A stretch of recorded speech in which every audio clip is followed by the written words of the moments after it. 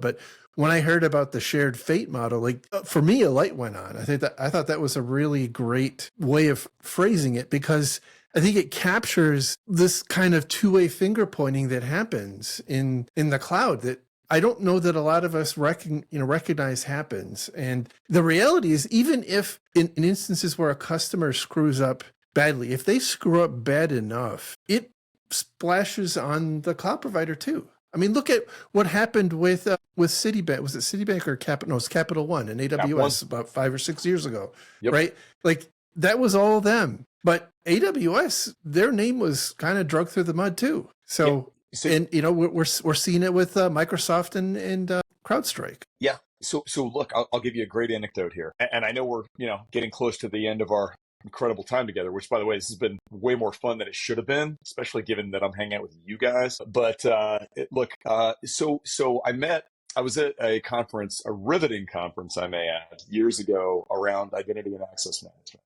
I mean, think of the fun that you could have, right? So you're like, I'm going to an IAM conference. Yeah. And this was right about the rise of like the SSO and the federation space. Like, remember when that was like new and exciting? Now it's table stakes, but like, remember when that was like super new?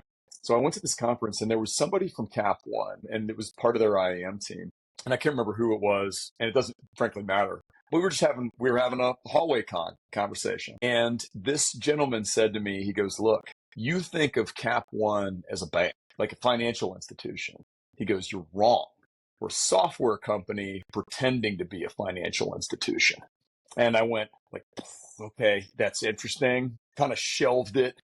It's not. They're a technology company and they're very savvy on cloud. And I met a bunch more people over the years from that organization that were, I mean, frankly, some of the most knowledgeable people about cloud that I've ever met. And, you talk about people that know AWS, these people know AWS. And so when that happened to them, because I hate throwing stones because we're all in this game together, I heard about this with those guys and I went, if it can happen to them, it could happen to anybody.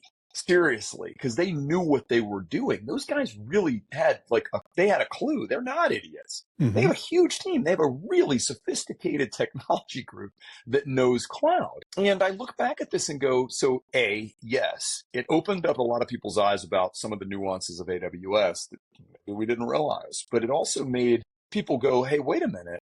Even the most sophisticated organizations out there can have these problems because cloud moves fast. There's a lot of nuts and bolts and just pieces and parts